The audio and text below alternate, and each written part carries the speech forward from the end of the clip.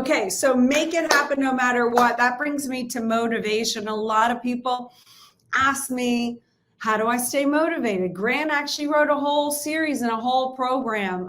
Sadly, I haven't even gone through that whole product. Maybe I do that next, because I've always had this button on motivation, because maybe I've had a confusion about it. I feel like motivation is, rah, rah, like how do you get yourself feeling good and motivated? And I've just never really thought of myself as a motivation type person. I feel like it passed over me. So I'm a little chip on my shoulder about motivation, because I've gone so far into this lane of discipline. Like I've really had to just use discipline in order to get what I want done.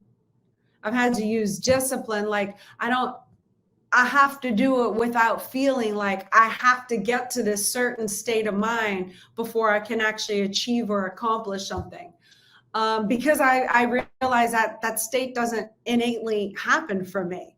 So I've just really relied on discipline. And at first I balked at discipline. I was like, oh, that just sounds so boring and monotonous, and who likes discipline? And, I never want to be a fuddy-duddy.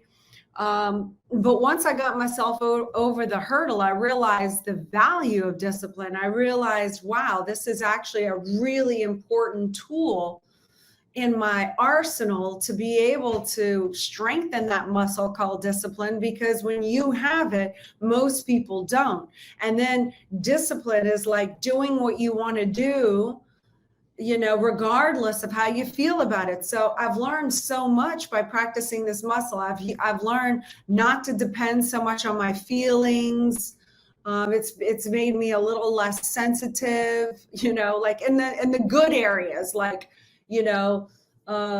it's made me tougher. It's made me stronger, because I don't care about my feelings. If I want to, don't want to. When you have discipline, you do it anyway. The beauty about once you practice this muscle of doing something, and it could, you can start off small. I always use this example. The example I always use is drinking a gallon of water a day. I have my water right here, okay? It's just something small I can accomplish and figure out throughout my day, how can I get that gallon of water from when I wake up to the time I go to bed. After I've done that, wow, I accomplished something. I use discipline to get it done.